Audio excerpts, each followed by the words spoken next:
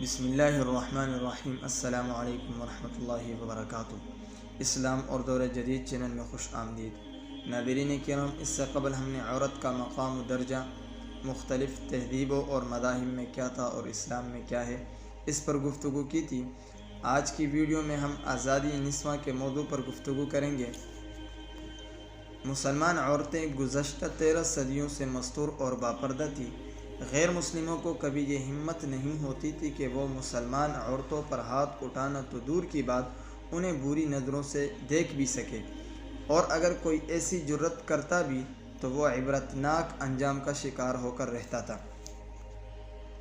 Europe اور امریکہ کے عیاش سرمایہ داروں کا دیرینہ خواب تھا کہ جس طرح وہ مغربی عورتوں کو چند پیسوں میں خرید کر اپنی خلوتگاہیں آرائستہ کرتے ہیں، اسی طرح مسلمان عورتوں کو بھی استعمال کر سکے اور ان سے لطف اندوز ہو سکے۔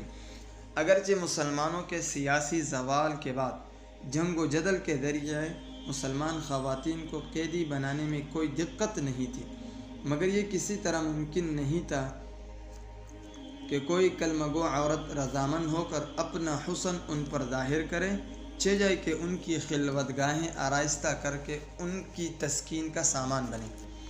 اپنے اس ارمان کو پورا کرنے کے لیے انہوں نے مسلمان عورتوں کا ذہن تبدیل کر دینے کی کوشش شروع کر دی، تاکہ وہ اپنی خوشی سے اپنا حسن بے نقاب کرے اور رفتہ رفتہ اس حد تک پست ہو جائے کہ اسے جائز اور ناجائز تعلقات کا فرق بھی یاد نہ رہے اور وہ خود ان کی جولی میں آ گرے۔ آزادی نسواں کو فروغ دینے اور مسلم عورت کا ذہن بدلنے کے لیے اہل مغرب اور یورپ نے پروپیگنڈا مہم شروع کر رکھی ہے، اور اسی طرح ان کی ذہن سازی کی گئی ہے کہ عورت اسلام میں مظلوم ہے، مسلم معاشرے میں عورت کی کوئی حیثیت نہیں، اس کے ساتھ برابری کا سلوک نہیں کیا جاتا ہے اور ہر معاملے میں وہ مردوں کے رحم و کرم پر ہوتی ہے۔ معاشرے کا سارا بوجھ اسی پر ہے اور سارے گھٹیا کام کاج عورت سے کروائے جاتے ہیں۔ اسلام کو عورت کے بنیادی حقوق کا غاصب مذہب قرار دیتے ہیں۔ چنانچہ 1913 عیسوی میں ایک باقاعدہ سازش کے تحت ایسی جدت پسند مسلمان عورتوں کو سامنے لایا گیا جنہوں نے سرعام نقاب اتارے اور برقع و چادر کو اٹھا کر پھینک دیا۔ مصر میں ہدیٰ شعراوی پہلی عورت تھی جس نے پردے کے خلاف آواز اٹھائی۔ ایسی خواتین زیادہ تر وہ تھیں جن کے والدین یا شوہر انگریزوں اور دوسری استعماری طاقتوں کے ہاں نہایت وفادار خادم کے طور پر مشہور تھے، اور ان کی تعلیم و تربیت مغربی ماحول میں کی گئی تھی۔ 1923 عیسوی میں مؤتمر النساء کے نام سے اٹلی کے شہر روم میں خواتین کی عالمی کانفرنس منعقد ہوئی، جس میں تمام عالم اسلام سے مغرب زدہ خواتین کو مدعو کیا گیا۔ کانفرنس کا ایجنڈا تھا کہ عورتوں کو آزادی دی جائے اور ان پر ظلم و ستم بند کیا جائے جو مسلم معاشرے میں مروج ہے۔ اسی کانفرنس میں ہدیٰ شعراوی نے برقع اتار کر اپنے پاؤں کے نیچے رکھا اور اسے مسل کر اعلان کیا، آج کے بعد پردے کا رواج ختم، جو عورت جس طرح کا چاہے لباس پہنے۔ کچھ مدت بعد اسلامی دنیا میں ایسی تقاریب منعقد کی گئی جن میں پردے کا مذاق اڑایا گیا۔